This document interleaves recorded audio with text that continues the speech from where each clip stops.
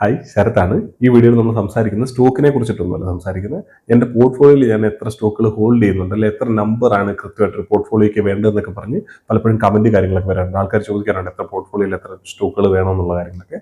So ആ ഒരു രീതിയിൽ നോക്കിയാൽ എൻ്റെ പോർട്ട്ഫോളിയോയിൽ നോക്കിയാൽ എനിക്ക് ഇപ്പോൾ ഞാൻ ഹോൾഡ് ചെയ്യുന്ന നോക്കിയാൽ ഏകദേശം ഒരു 28 ടു 30 സ്റ്റോക്ക് ഉണ്ട് എൻ്റെ ഒരു പോർട്ട്ഫോളിയോയിൽ. ഇപ്പോഴത്തെ ഞാൻ ഈ സംസാരിച്ചുകൊണ്ടിരിക്കുന്ന സമയത്ത് കറക്റ്റ് ഒന്നും എടുത്തിട്ടില്ല. പക്ഷെ എന്നാൽ പോലെ ഏകദേശം ആ ഒരു റേഞ്ച് അറൗണ്ട് 30 സ്റ്റോക്സ് മിക്കവാറും എൻ്റെ പോർട്ട്ഫോളിയോയിൽ ഉണ്ടാവും. ചിലപ്പോൾ ഇപ്പം നല്ല റിസൾട്ടുകൾ വരും, അല്ലെങ്കിൽ നല്ല സ്റ്റോക്കുകൾ വരുന്ന സമയത്ത് ചിലപ്പോൾ 30-32 സ്റ്റോക്കുകൾ ചിലപ്പോൾ ഞാൻ ഹോൾഡ് ചെയ്യുന്നിരിക്കും. ചിലപ്പോൾ അത് വീണ്ടും കുറഞ്ഞ് ചിലപ്പോൾ 26-27 സ്റ്റോക്കുകളിലേക്കൊക്കെ കുറഞ്ഞിരിക്കാം. സോ അത് ഏകദേശം ഈ ഒരു രീതിയിലാണ് ഞാനിപ്പോൾ സ്റ്റോക്കുകളിൽ എൻ്റെ എണ്ണം ഉള്ളത്. അതായത് എൻ്റെ പോർട്ട്ഫോളിയോയിൽ എത്ര സ്റ്റോക്കുകൾ ഉണ്ടെന്ന് നോക്കിയാൽ അതല്ല, ഒരു പോർട്ട്ഫോളിയോ ആണ് കീപ്പ് ചെയ്യുന്നത്, അതിനകത്ത് എത്ര സ്റ്റോക്കുകളാണ് ഉള്ളത് അതെന്ന് പറയുന്നത് എൻ്റെ ഇപ്പോൾ ഉള്ള ക്യാപിറ്റൽ വെച്ചിട്ട് ഏകദേശം ഈ ഒരു രീതിയിൽ, അതായത് 30 സ്റ്റോക്കുകളിലേക്ക് ഡിവൈഡ് ചെയ്താൽ പോലും, അതായത് എൻ്റെ കയ്യിലുള്ള 100% 30 സ്റ്റോക്കുകളിലേക്ക് ഡിവൈഡ് ചെയ്യുന്ന സമയത്ത് ഏകദേശം ഒരു 3% മുകളിൽ മിനിമം ഒരു ആവറേജ് നമുക്ക് കീപ്പ് ചെയ്യാനായിട്ട് വരും. എല്ലാ സ്റ്റോക്കിലും കൃത്യമായിട്ട് 3% വെച്ചിട്ട് ഇൻവെസ്റ്റ് ചെയ്തിട്ടുണ്ടെന്നല്ല പറഞ്ഞിരിക്കുന്നത്. ചില സ്റ്റോക്കുകൾ ചിലപ്പോൾ 8-10% ഇൻവെസ്റ്റ് ചെയ്തിട്ടുണ്ടാവും, ചിലത് ചിലപ്പോൾ 1%, 1/2% ഒക്കെ ആയിരിക്കും ഇൻവെസ്റ്റ് ചെയ്തിരിക്കുന്നത്. സോ ആ ഒരു രീതിയിൽ പല സ്റ്റോക്കുകളിലും പല പെർസെൻറ്റേജിലാണ് അലോക്കേഷൻ വരുന്നത്. എങ്കിൽ പോലും ഞാൻ പറയുന്നത് അത്യാവശ്യം നമ്മുടെ പോർട്ട്ഫോളിയോയുടെ സൈസ് അനുസരിച്ചിട്ട്, ഇപ്പോൾ എൻ്റെ കയ്യിൽ ഇരിക്കുന്ന പോർട്ട്ഫോളിയോയുടെ സൈസ് അനുസരിച്ചിട്ട് എനിക്കിപ്പോൾ 30 സ്റ്റോക്കൊന്നും ഹോൾഡ് ചെയ്യുന്ന വലിയ പ്രശ്നമായിട്ടുള്ള കാര്യമല്ല. കാരണം അത്യാവശ്യം ഡൈവേഴ്സിഫൈഡ് ആയിട്ട് തന്നെ ഇൻവെസ്റ്റ് ചെയ്യാനായിട്ട് പറ്റും. അതേ സമയത്ത് ചിലർക്ക് ഇപ്പോൾ ഒരു 10 കോടി രൂപയൊക്കെ പോർട്ട്ഫോളിയോ ഉള്ള ആളുകൾക്കാണെന്നുണ്ടെങ്കിൽ ചിലപ്പോൾ വേണമെങ്കിൽ 40-50 സ്റ്റോക്കുകൾ വേണമെങ്കിൽ ഹോൾഡ് ചെയ്യാൻ പറ്റിയിരിക്കും. കാരണം എന്താണെന്ന് വെച്ചാൽ 40-50 സ്റ്റോക്കുകൾ ഹോൾഡ് ചെയ്യുന്ന സമയത്ത് പോലും വേറെ പല സ്റ്റോക്കുകളിലും അവർക്ക് വലിയ എമൗണ്ട് കീപ്പ് ചെയ്യാനായിട്ട് പറ്റും. സോ അതുകൊണ്ട് തന്നെ നമ്മുടെ പോർട്ട്ഫോളിയോയുടെ സൈസ് കൂടുന്നതിനനുസരിച്ചിട്ട് പോർട്ട്ഫോളിയോയിലുള്ള സ്റ്റോക്കുകളുടെ എണ്ണം കൂടുന്നതുകൊണ്ട് കുഴപ്പമില്ല. പക്ഷേ അങ്ങനെയാണെങ്കിൽ പോലും നമ്മൾ പലരും പറയാറുണ്ട് ഈ പറഞ്ഞ പോലെ 10 സ്റ്റോക്കോ 8 സ്റ്റോക്കോ അല്ലെങ്കിൽ 5-6 സ്റ്റോക്കോ എന്നുള്ള രീതിയിൽ വളരെ വലിയ രീതിയിലുള്ള ഡൈവേഴ്സിഫിക്കേഷൻ ഇല്ലാത്ത രീതിയിലുള്ള ഇൻവെസ്റ്റ്മെന്റിനെ പറ്റിയിട്ട് പറയുന്നുണ്ട്. പക്ഷെ ഞാൻ അതിനെ പറ്റിയിട്ട് വലിയ രീതിയിൽ സപ്പോർട്ട് ചെയ്യാറില്ല. കാരണം എന്താണെന്ന് വെച്ചാൽ ഞാൻ ഒരു കാലത്തും ആ രീതിയിൽ ഇൻവെസ്റ്റ് ചെയ്തിട്ടില്ല. അതായത് 1-2 സ്റ്റോക്കുകളിലായിട്ടോ 3-4 സ്റ്റോക്കുകളിലായിട്ടൊന്നും മാത്രമായിട്ട് ഞാൻ ഇൻവെസ്റ്റ് ചെയ്തിട്ടേ ഇല്ല. സോ അതൊരു കൈൻഡ് ഓഫ് എന്താ പറയുന്നത്, നമുക്കൊരു ഗ്യാമ്പിളിംഗ് മെന്റാലിറ്റി ആയിട്ട് വേണമെങ്കിൽ നമുക്കത് കൂട്ടാം. കാരണം ഏതെങ്കിലും ഒരു സ്റ്റോക്ക്, ഈ ഒരു സ്റ്റോക്ക് കയറി പോയി കഴിഞ്ഞാൽ വളരെ വലിയ ഗ്രോത്ത് കാര്യങ്ങളൊക്കെ കിട്ടും. ആ ഒരു ആന്റിസിപ്പേഷനിൽ പലപ്പോഴും അങ്ങനെ ചെയ്യാൻ നമുക്ക് തോന്നിയേക്കാം. പക്ഷെ ആ ഒരു രീതിയിൽ ചെയ്യുന്നതിനകത്ത് വലിയ അർത്ഥമൊന്നുമില്ല. കാരണം ഒന്നാമത്തെ കാര്യം, നമ്മൾ ഒരു സ്റ്റോക്കിനെ പറ്റി സ്റ്റഡി ചെയ്തിട്ടാണ് ഇൻവെസ്റ്റ് ചെയ്യുന്നുണ്ടെങ്കിൽ, ഇപ്പൊ ഞാൻ പറഞ്ഞല്ലോ, ഞാനിപ്പോൾ 30 സ്റ്റോക്കോളം ഹോൾഡ് ചെയ്യുന്നുണ്ടെന്ന് പറയുമ്പോഴും എനിക്ക് ഇൻവെസ്റ്റ് ചെയ്യണമെന്നുണ്ടെങ്കിൽ 70-80 സ്റ്റോക്കിന് മുകളിൽ എനിക്ക് ഇപ്പോഴും ഇൻവെസ്റ്റ് ചെയ്യാൻ പറ്റുന്നത്, അല്ലെങ്കിൽ അത്യാവശ്യം കൊള്ളാമെന്ന് തോന്നുന്ന, അല്ലെങ്കിൽ ഗ്രോത്ത് വരാൻ സാധ്യതയുണ്ടെന്ന് പറയുന്ന സ്റ്റോക്കുകൾ 60-70-80 സ്റ്റോക്കുകളുണ്ട്. അതായത് പല സ്റ്റോക്കുകളും മാറിക്കൊണ്ടിരിക്കും. ചില സ്റ്റോക്കുകൾ ഈ ഒരു ക്വാർട്ടറിലോ അല്ല അടുത്ത 2-3 ക്വാർട്ടറിൽ ചിലപ്പോൾ നന്നായിട്ടായിരിക്കും ഫീൽ ചെയ്ത് അത് കഴിയുമ്പോൾ ചിലപ്പോൾ ചേഞ്ച് ചെയ്യും. അങ്ങനെയാണെങ്കിൽ പോലും ഇപ്പം ഞാൻ ട്രാക്ക് ചെയ്യുന്ന കമ്പനികളെ വെച്ച് നോക്കിക്കഴിഞ്ഞാൽ ഏകദേശം 60-70 സ്റ്റോക്കിന് മുകളിൽ എനിക്ക് ഇൻവെസ്റ്റ് ചെയ്യണമെങ്കിൽ ഇൻവെസ്റ്റ് ചെയ്യാൻ പറ്റുന്നുണ്ട്. സോ അതിൽ തന്നെ ഏറ്റവും നല്ലതായിട്ട് എനിക്ക് ഫീൽ ചെയ്യുന്ന രീതിയിലുള്ള, അല്ലെങ്കിൽ നല്ല രീതിയിൽ വരുന്ന ക്വാർട്ടറുകളിലോ വരുന്ന വർഷങ്ങളിലോ പെർഫോം ചെയ്യാൻ സാധ്യതയുള്ള, അല്ലെങ്കിൽ ആ ഒരു സെക്ടറിൽ ഈ പറഞ്ഞ 60-70 സ്റ്റോക്കുകൾ ഞാൻ പറയുമ്പോഴും ആ സ്റ്റോക്കുകൾക്കൊക്കെ ഈ പറഞ്ഞ പോലെ വിസിബിലിറ്റി കാര്യങ്ങളൊക്കെ ഉള്ളതാണ്. അവർ ഓൾറെഡി പെർഫോം ചെയ്തുകൊണ്ടിരിക്കുന്ന സ്റ്റോക്കുകളാണ്. പക്ഷെ അതിൽ തന്നെ ഏറ്റവും നല്ല സ്റ്റോക്കുകൾ നോക്കിയിട്ടാണ് നമ്മൾ സെലക്ട് ചെയ്തിട്ടാണ് ഇൻവെസ്റ്റ് ചെയ്യുന്നത്. കാരണം ഇതിൽ കൂടുതൽ ഇപ്പോൾ ഈ 60 സ്റ്റോക്കുകളിൽ ഞാൻ ഇൻവെസ്റ്റ് ചെയ്യാൻ പോയി കഴിഞ്ഞാൽ വളരെ ചെറിയ എമൗണ്ട് ആയി പോകും ഓരോ സ്റ്റോക്കിൽ ഇൻവെസ്റ്റ് ചെയ്യുന്നത്. സോ അത്രയും ചെറിയ എമൗണ്ട് ആയിട്ട് ഇപ്പം മാറ്റുന്നതിനകത്ത് വലിയ അർത്ഥമില്ല. അതുകൊണ്ടാണ് ഞാൻ ഏകദേശം ഒരു 20-30 സ്റ്റോക്കുകളിലേക്ക് ലിമിറ്റ് ചെയ്തിരിക്കുന്നത്. പക്ഷേ എന്ന് പറഞ്ഞിട്ട് എനിക്ക് ഇതിനകത്തുള്ള ഏറ്റവും നല്ലതെന്ന് ഞാൻ വിശ്വസിക്കുന്ന ഒരു 10 സ്റ്റോക്കുകളിലായിട്ട് മാത്രം പോയി ഇൻവെസ്റ്റ് ചെയ്യുക എന്ന് പറയുന്നത് അത്ര കറക്റ്റ് ആയിട്ടുള്ള ഇതല്ല. കാരണം എന്താ വെച്ചാൽ ഒരു സ്റ്റോക്കിൽ ഇപ്പോൾ 10 സ്റ്റോക്കുകൾ ഇൻവെസ്റ്റ് ചെയ്യുന്ന സമയത്ത് ഒരു സ്റ്റോക്കിൽ മിനിമം, ചില സ്റ്റോക്കിൽ ഇപ്പോൾ അതിനകത്ത് ഏറ്റവും കൂടുതൽ അലോക്കേഷൻ ഉള്ള സ്റ്റോക്കിൽ ചിലപ്പോൾ 20% അലോക്കേഷൻ വന്നിരിക്കും. അതുപോലെ തന്നെ ഒരു ആവറേജ് നോക്കിയാൽ മിനിമം ഒരു 10% വെച്ചിട്ട്, അതായത് എൻ്റെ ഇൻവെസ്റ്റ്മെന്റിന്റെ 10% ഒക്കെ ആയിരിക്കും ഒരു സ്റ്റോക്കിൽ വരുന്നത്. ആ ഒരു സ്റ്റോക്കിൽ എന്തെങ്കിലും ഒരു കാരണവശാൽ എന്തെങ്കിലും പ്രശ്നങ്ങളോ കാര്യങ്ങളോ വന്നിട്ട് ആ സ്റ്റോക്ക് പ്രൈസ് കാര്യങ്ങളൊക്കെ താഴേക്ക് പോയി കഴിഞ്ഞാൽ എൻ്റെ ഇൻവെസ്റ്റ്മെന്റ്, അതായത് ഇപ്പോൾ എനിക്കിപ്പോൾ ഒരു സ്റ്റോക്ക് 10 സ്റ്റോക്കിൽ ഇൻവെസ്റ്റ് ചെയ്യുന്നു, അതിനകത്ത് ഒരു സ്റ്റോക്കിൽ 10%, ആ സ്റ്റോക്ക് ഒരു 50% ഡൗൺ ആയി എന്തെങ്കിലും കാരണം കൊണ്ട്. അങ്ങനെ ഡൗൺ ആവുന്ന സമയത്തേക്ക് എൻ്റെ പോർട്ട്ഫോളിയോയിൽ എനിക്ക് വരുന്ന ആ ഒരു സ്റ്റോക്കിൽ നിന്ന് മാത്രം വരാൻ പോകുന്ന എഫക്ട് എന്ന് പറയുന്നത് 5% അവിടെ ലോസ് വരാനായിട്ട് പോകുന്നത്. സോ 5% എന്ന് പറഞ്ഞു കഴിഞ്ഞാൽ അതിനെ റിക്കവർ ചെയ്യണമെങ്കിൽ തന്നെ എൻ്റെ ഒരു വേറൊരു സ്റ്റോക്ക് ഇനിയിപ്പോൾ മൊത്തം പോർട്ട്ഫോളിയോ ഇനി അവിടുന്ന് ഒരു 10% ഗ്രോ ചെയ്താൽ പോലും എൻ്റെ ഈ ഒരു പോർട്ട്ഫോളിയോയിൽ ഉണ്ടാകുന്ന ഈ ഒരു 5% ലോസ് എന്ന് പറയുന്നത് എൻ്റെ പോർട്ട്ഫോളിയോയുടെ റിട്ടേൺസിന് നല്ല രീതിയിൽ അതിനെ താഴേക്ക് വലിക്കാൻ സാധ്യതയുള്ള ഒരു കാര്യമാണ്. സോ അതുകൊണ്ട് തന്നെ അങ്ങനെ ചെറിയ വളരെ കോൺസെൻട്രേറ്റഡ് ആയിട്ടുള്ള പോർട്ട്ഫോളിയോ കീപ്പ് ചെയ്യാന്ന് പറഞ്ഞാൽ വളരെ നല്ലൊരു കാര്യമൊന്നുമല്ല. അത് വളരെ മോശമായിട്ടുള്ള കാര്യം. കാരണം അത് ഗാംബ്ലിംഗ് മൈൻഡ് സെറ്റ് തന്നെയാണ് നമുക്ക് ആ ഒരു രീതിയിൽ നമുക്ക് ഇൻവെസ്റ്റ് ചെയ്യാൻ തോന്നുന്നതിന്റെ മെയിൻ റീസൺ എന്ന് പറഞ്ഞത്.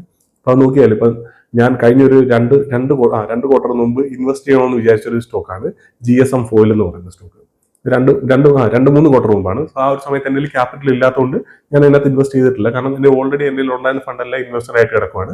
അതുപോലെ തന്നെ ഞാൻ ആ സമയത്ത് സെല് ചെയ്ത സ്റ്റോക്കുകൾ ഇൻവെസ്റ്റ് ചെയ്യാനായിട്ടാണ്, സെല് ചെയ്ത് കിട്ടിയ എമൗണ്ട് ഇൻവെസ്റ്റ് ചെയ്യാനാണെങ്കിൽ പോലും എനിക്ക് എക്സ്ട്രാ വേറെ നല്ലതായിട്ട് പെർഫോം ചെയ്യുന്ന സ്റ്റോക്കുകളൊക്കെ ഉണ്ടായിരുന്നു ആ ഒരു സമയത്ത്. ഞാൻ പറഞ്ഞ കഴിഞ്ഞ ഒരു Q3 കാര്യമാണ്, കഴിഞ്ഞ ഫൈനാൻഷ്യൽ ഇയറിൽ ആ ഒരു സമയത്താണ് ഇൻവെസ്റ്റ് ചെയ്യണമെന്ന് വിചാരിച്ചിരുന്നത്. പക്ഷെ ആ ഒരു സമയത്ത് ഇൻവെസ്റ്റ് ചെയ്തില്ല. അത് കഴിഞ്ഞിട്ട് പിന്നെ അതിന് അടുത്ത ക്വാർട്ടറിലൊക്കെ ആണെങ്കിൽ പോലും എനിക്ക് അതിനെ കഴിഞ്ഞ് ബെറ്റർ ആയിട്ടുള്ള വേറെ സ്റ്റോക്കുകൾ ഉള്ളതുകൊണ്ട് തന്നെ ഞാൻ പിന്നെ ആ ഒരു സ്റ്റോക്കിനെ പറ്റിയിട്ട് അങ്ങനെ ഇൻവെസ്റ്റ് ചെയ്യണമെന്നൊന്നും ചിന്തിച്ചിരുന്നില്ല. ആ ഒരു സ്റ്റോക്കിൽ കഴിഞ്ഞ ഒരു 2 ആഴ്ച മുമ്പ് നോക്കിക്കഴിഞ്ഞാൽ അതിന്റെ കമ്പനിയുടെ ചെയർമാനെ അവിടുത്തെ ഒരു ഡയറക്ടർ വെടിവെച്ചു. അതിനുശേഷം സ്റ്റോക്കിന്റെ പ്രൈസ് നോക്കി കഴിഞ്ഞാൽ നേരെ താഴോട്ട് പോകുന്നിരിക്കുകയാണ് സ്റ്റോക്കിന്റെ പ്രൈസിൽ വന്നിരിക്കുന്നത്. സോ ഇത് നമുക്ക് പ്രെഡിക്റ്റ് ചെയ്യാൻ പറ്റുന്ന ഒരു കാര്യമൊന്നുമല്ല. കാരണം ഒരു കമ്പനിയുടെ ചെയർമാനെ അവിടുത്തെ വേറെ ഡയറക്ടർ പോയിട്ട് വെടിവെക്കുന്ന കാര്യം നമുക്ക് എങ്ങനെ നമ്മൾ ആൻസിപ്പേറ്റ് ചെയ്യാനായിട്ട് പറ്റും? അതല്ലാതെ തന്നെ 150 വേറെ കാരണങ്ങളുണ്ടാവും. പക്ഷെ അതിനെ കഴിഞ്ഞൊക്കെ ഏറ്റവും വലുതാണ് ഈ രീതിയിലുള്ള കാര്യങ്ങളൊക്കെ സംഭവിക്കുക എന്നുള്ളത്. സോ അങ്ങനത്തെ കാര്യങ്ങളൊക്കെ സംഭവിച്ചു കഴിഞ്ഞാൽ നമുക്ക് ഇപ്പോൾ ജെൻസോളിൽ സംഭവിച്ചിട്ടുണ്ടല്ലോ. സോ അതുപോലത്തെ ഫ്രോഡ് കാര്യങ്ങളൊന്നും നമുക്ക് ഐഡന്റിഫൈ ചെയ്യാനായിട്ട് പറ്റുന്ന ഒരു കാര്യമാണ്. അപ്പൊ അതുകൊണ്ട് തന്നെ ആ ഒരു രീതിയിൽ നമ്മൾ ആ ഒരു ഇപ്പൊ ജെൻസോളിലൊക്കെ നമ്മൾ നമ്മുടെ 10% ഒക്കെ ഇൻവെസ്റ്റ് ചെയ്തിട്ടുണ്ടായിരുന്നുണ്ടെങ്കിൽ നമുക്കുണ്ടാകുന്ന ലോസ് റിക്കവർ ചെയ്യാനായിട്ട് നമുക്ക് ഒരു വർഷത്തെ ബാക്കിയുള്ള സ്റ്റോക്കുകളിൽ, അതും ബാക്കി പിന്നെയുള്ള നമ്മുടെ 9 സ്റ്റോക്കുകൾ, ആ 9 സ്റ്റോക്കുകൾ നമുക്ക് ഇതേപോലെ റിട്ടേൺ ജനറേറ്റ് ചെയ്ത് തന്നാലേ ഉള്ളൂ നമുക്ക് ഓവറോൾ പോർട്ട്ഫോളിയോയിൽ നമുക്ക് ഗ്രോത്ത് കാര്യങ്ങൾ മെയിൻറ്റെയിൻ ചെയ്യാൻ പറ്റുള്ളൂ. അല്ലെങ്കിൽ നമ്മൾ അടുത്ത ഒരു 1-2 വർഷത്തേക്കുള്ള നമ്മുടെ പെർഫോമൻസ് കാര്യങ്ങളെല്ലാം വളരെ മോശമായിട്ട് അഫക്ട് ചെയ്യും. സോ അത്രയും ആ രീതിയിൽ അഫക്ട് ചെയ്ത് കഴിഞ്ഞാൽ നമുക്കിത് കോമ്പൗണ്ട് ചെയ്തെടുക്കേണ്ട ഒരു കാര്യമാണല്ലോ.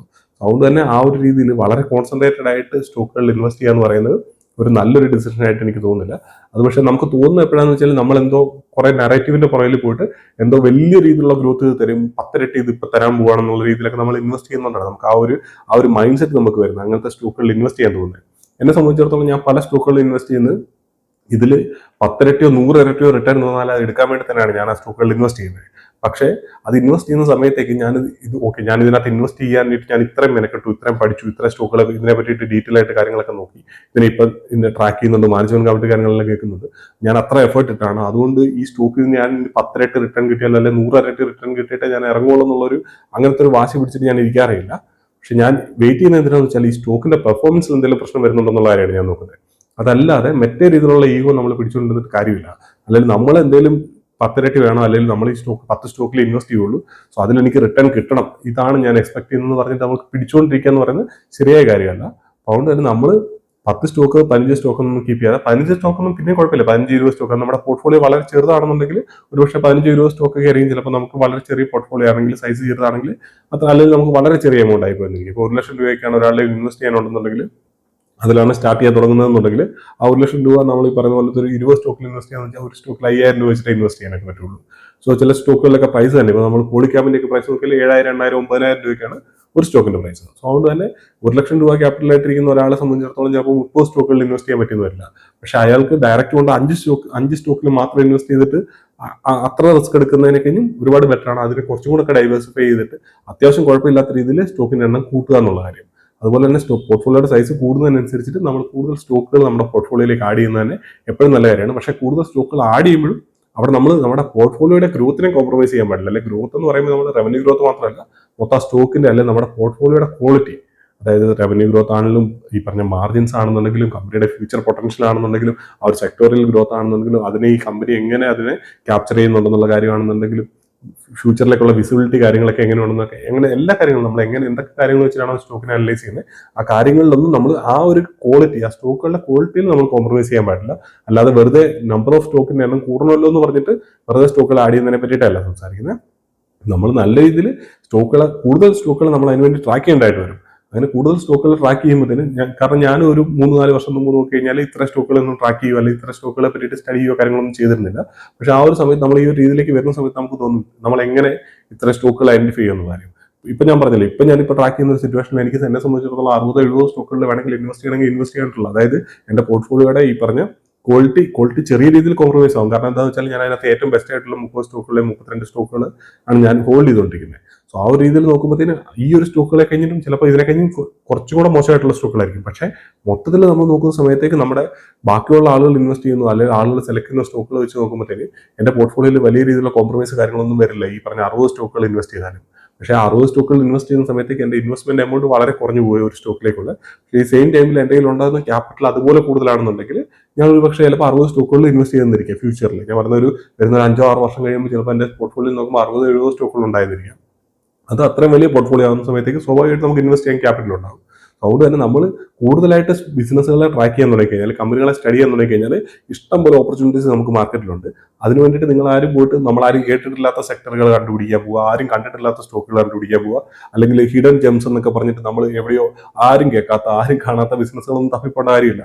നമുക്ക് ഈസി ആയിട്ട് മനസ്സിലാക്കാൻ പറ്റുന്ന, ഇപ്പം ഞാൻ ഈ സംസാരിക്കാറുള്ള ഈ V2 റീറ്റെയിൽ പോലത്തെ, കല്യാൺ ജുവലേഴ്സ് പോലത്തെ, അല്ലെങ്കിൽ സൊമാറ്റോ, സ്വിഗ്ഗിയോ ഈ പറയുന്ന രീതിയിൽ നമ്മൾ ഡെയിലി കണ്ടുകൊണ്ടിരിക്കുന്ന, നമുക്ക് അറിയാൻ പറ്റുന്ന രീതിയിലുള്ള സ്റ്റോക്കുകളുണ്ട്.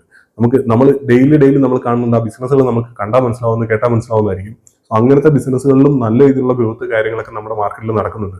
അതുകൊണ്ട് തന്നെ സ്റ്റോക്കുകൾ ഐഡന്റിഫൈ ചെയ്യാനായിട്ട് നിങ്ങൾക്ക് യാതൊരു ബുദ്ധിമുട്ടും ഉണ്ടാവില്ല. ആദ്യം ഒന്ന് ഇതിനകത്തൊന്ന് ഇറങ്ങി ഈ സ്റ്റോക്കുകളൊന്ന് ഐഡന്റിഫൈ ചെയ്യാനായിട്ട് ഒന്ന് നോക്കാനായിട്ടുള്ളൊരു ബുദ്ധിമുട്ടേ ഉള്ളൂ. ആ ഒരു രീതിയിൽ ബിസിനസ്സിനെ പഠിച്ച് അതിനെ ട്രാക്ക് ചെയ്യാൻ തുടങ്ങി കഴിഞ്ഞാൽ, അല്ലെങ്കിൽ ഇതിനെ ഒരു ട്രാക്ക് ചെയ്യുന്ന ഒരു എന്താ പറയുന്നത്, ആ ഒരു മൈൻഡ് സെറ്റും അല്ലെങ്കിൽ ആ ഒരു രീതി നമ്മൾ തുടങ്ങി വെച്ച് കഴിഞ്ഞാൽ നമുക്ക് ഈസി ആയിട്ട് ഒരുപാട് സ്റ്റോക്കുകൾ അവൈലബിൾ ആയിട്ടുണ്ട്. അതല്ലാതെ നിങ്ങൾ വേറെ ആളെ ഡിപ്പെൻഡ് ചെയ്ത് നിൽക്കാൻ തുടങ്ങി കഴിഞ്ഞാൽ നിങ്ങൾക്ക് സ്റ്റോക്കുകൾ ഫൈൻഡ് ചെയ്യാന്ന് പറഞ്ഞാൽ ഓരോരുത്തർ ഓരോ ദിവസം ഓരോന്നിനെ പറ്റിയായിരിക്കും പറയുന്നത്. ആ സ്റ്റോക്കുകളുടെ ബിസിനസ് എന്താണെന്ന് പോലും നമുക്ക് മനസ്സിലാവില്ല. അതുകൊണ്ട് തന്നെ ഈ കാര്യങ്ങളൊന്നും നമ്മുടെ തലയിലേക്ക് കയറത്തുമില്ല.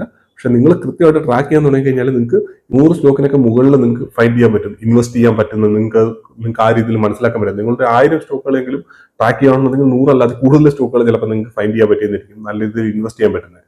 അതുകൊണ്ട് തന്നെ നമ്മൾ കൂടുതലായിട്ടുള്ള സ്റ്റോക്കുകളെ ട്രാക്ക് ചെയ്യുക, അല്ലെങ്കിൽ ബിസിനസ്സുകളെ പറ്റി പഠിക്കാൻ ശ്രമിച്ചിട്ട് നമ്മുടെ പോർട്ട്ഫോളിയോ കൂടുതൽ എപ്പോഴും നമ്മൾ കൂടുതൽ സ്റ്റോക്കുകളിലേക്ക് ഇൻവെസ്റ്റ് ചെയ്യുന്നത് തന്നെയാണ് നല്ലത്. കൂടുതൽ സ്റ്റോക്കുകൾ അത് ഓരോരുത്തരുടെ ഒരു എന്താ പറയുന്നത്, നമ്മുടെ ഒരു ലോജിക്ക് നമ്മൾ അതിനകത്ത് യൂസ് ചെയ്യേണ്ടതായിട്ട് വരും. നേരത്തെ പറഞ്ഞ പോലെ തന്നെ 1 ലക്ഷം രൂപ ഉള്ള ആൾ 100 സ്റ്റോക്കിൽ പോയി ഇൻവെസ്റ്റ് ചെയ്യാന്ന് പറഞ്ഞാൽ 1000 രൂപയായിരിക്കും ഒരു സ്റ്റോക്കിൽ ഇൻവെസ്റ്റ് ചെയ്യാൻ പറ്റുന്നത്. നമ്മൾ ആ രീതിയിൽ ഇൻവെസ്റ്റ് ചെയ്യാനായിട്ടല്ല, നമുക്ക് ഉദ്ദേശിക്കുന്ന ഒരു അത്യാവശ്യം കുഴപ്പമില്ലാത്തൊരു എമൗണ്ട്, നമ്മുടെ ഒരു എമൗണ്ട് ഒരു സ്റ്റോക്കിൽ ഉണ്ടാവണം. സെയിം ടൈമിൽ അത് വളരെ ചെറിയ 5 or 10 സ്റ്റോക്കിന്റെ അത്രയും ചെറിയ പോർട്ട്ഫോളിയോ ആയിട്ട് ചുരുങ്ങി പോകാനും പാടില്ല. അത്രയും കാര്യങ്ങളാണ് പറയുന്നത്. ഇതെല്ലാം ഓരോരുത്തരുടെ സബ്ജക്റ്റീവ് ആയിട്ടുള്ള കാര്യമാണ്. അതുകൊണ്ട് തന്നെ ഇത് നമുക്ക് കൃത്യമായിട്ട് നിങ്ങൾ പോർട്ട്ഫോളിയോയിൽ 20 സ്റ്റോക്ക് കീപ്പ് ചെയ്യണം, അല്ലെങ്കിൽ ഞാനിപ്പോൾ 28-30 സ്റ്റോക്ക് എൻ്റെ കയ്യിലുണ്ട്, അതുകൊണ്ട് തന്നെ നിങ്ങൾ എല്ലാവരും 30 സ്റ്റോക്ക് കീപ്പ് ചെയ്യണം. സോ അതല്ല പറയുന്നത്, സബ്ജക്റ്റീവാണ്. നമ്മുടെ പോർട്ട്ഫോളിയോയ്ക്ക് അതിനനുസരിച്ചിട്ട് നമ്മൾ, പക്ഷേ ഇതിനകത്ത് ഏതെങ്കിലും 1-2 സ്റ്റോക്കിൽ വലിയ രീതിയിലുള്ള അടി കിട്ടിയാൽ പോലും നമുക്ക് നമുക്ക് മാനേജ് ചെയ്യാൻ പറ്റണം. ആ ലോസ് നമുക്ക് അക്സെപ്റ്റ് ചെയ്യാൻ പറ്റണം. അല്ലെങ്കിൽ അത് നമ്മളെ ഇമോഷണലി നമ്മളെ വീക്ക് ആക്കാനോ, അല്ലെങ്കിൽ അതിനനുസരിച്ചിട്ട് നമ്മൾ മോശം ഡിസിഷൻസ് എടുക്കാനോ, നമ്മുടെ ഇൻവെസ്റ്റ്മെന്റ് രീതിയെ ക്വസ്റ്റ്യൻ ചെയ്യുന്ന രീതിയിലേക്ക് ആ പറയുന്ന ലോസുകളൊന്നും അഫക്ട് ചെയ്യാനോ പാടില്ല. അത്രയും കാര്യങ്ങളെ പറയുന്നുള്ളൂ. പക്ഷേ നിങ്ങളുടെ ഈ ഒരു സ്റ്റഡി ചെയ്യാത്തതിന്റെ പേരിൽ ഇൻവെസ്റ്റ് ചെയ്യാനായിട്ട് നല്ല സ്റ്റോക്കുകൾ ഇല്ല. അതുകൊണ്ട് തന്നെ എനിക്ക് സെലക്ട് ചെയ്യാൻ പറ്റില്ല. അതുകൊണ്ട് തന്നെ ഞാൻ എവിടെയോ കേട്ട 5-6 സ്റ്റോക്കിൽ ഇൻവെസ്റ്റ് ചെയ്യുള്ളൂ എന്ന് പറഞ്ഞ ആ ഒരു മൈൻഡ് സെറ്റ് മാറ്റിയിട്ട് നല്ല രീതിയിൽ പോർട്ട്ഫോളിയോനെ ഡൈവേഴ്സിഫൈ ചെയ്ത് തന്നെ ഇൻവെസ്റ്റ് ചെയ്യാനായിട്ട് നോക്കുക. ഡൈവേഴ്സിഫൈ എന്ന് പറയുമ്പോഴും പല സെക്ടറിലൊന്നും പോകേണ്ട ആവശ്യമൊന്നുമില്ല. ചിലപ്പോൾ നമുക്ക് ഒരു സെക്ടറിൽ തന്നെ, അല്ലെങ്കിൽ ഇപ്പോൾ ഒരു ബാങ്കിങ് സെക്ടർ എടുത്താൽ ചിലപ്പോൾ ബാങ്കിങ് സെക്ടറിൽ മാത്രമായിട്ട് പോർട്ട്ഫോളിയോ കീപ്പ് ചെയ്യുന്ന ആൾക്കാരൊക്കെ നമ്മുടെ മാർക്കറ്റിലുണ്ട്. സോ ആ ഒരു രീതിയിലൊക്കെ നോക്കി കഴിഞ്ഞാൽ ഇതൊന്നും ഞാൻ എൻ്റെ ഒരു അഡ്വൈസ് ആയിട്ട് നിങ്ങൾ ഇങ്ങനെയൊക്കെ ചെയ്യാൻ വേണ്ടി പറയുന്നതല്ല. പക്ഷെ നിങ്ങൾക്ക് എങ്ങനെ വേണമെങ്കിലും ചെയ്യാം. അത് നിങ്ങളുടെ ഓരോരുത്തരുടെ ഏതാണോ നിങ്ങളുടെ ഒരു ഇൻവെസ്റ്റ്മെന്റ് രീതി, അതിനനുസരിച്ചിട്ട് സബ്ജക്റ്റീവ് ആയിട്ടായിരിക്കും ഈ കാര്യങ്ങളെല്ലാം നിൽക്കുന്നത്. പക്ഷെ എന്തായാലും ഒരു കാര്യം ക്ലിയർ ആയിട്ട് പറയാനുള്ളത്, നിങ്ങൾ ഒരിക്കലും വളരെ ചെറിയൊരു പോർട്ട്ഫോളിയോ മാത്രമായിട്ട് കീപ്പ് ചെയ്ത് 5-10 സ്റ്റോക്കിന്റെ ആയിട്ട് കീപ്പ് ചെയ്യരുത്. ആ ഒരു കാര്യമാണ് മെയിൻ ആയിട്ട് പറയാനായിട്ടുള്ളത്. അതല്ലാതെ ബാക്കിയുള്ള കാര്യങ്ങളൊക്കെ നിങ്ങൾ നിങ്ങളുടെ സ്വന്തം ഒരു രീതിക്ക് അനുസരിച്ച്, ഇൻവെസ്റ്റ്മെന്റ് രീതിക്ക് അനുസരിച്ചിട്ട് വേണം അത് കാര്യങ്ങളൊക്കെ തീരുമാനിക്കാനായിട്ട്. ഇത്തരം കാര്യങ്ങളാണ് ഈ ഒരു വീഡിയോയിൽ പറയാനായിട്ടുള്ളത്. നമുക്ക് എന്തായാലും അടുത്തൊരു വീഡിയോയിൽ കാണാം.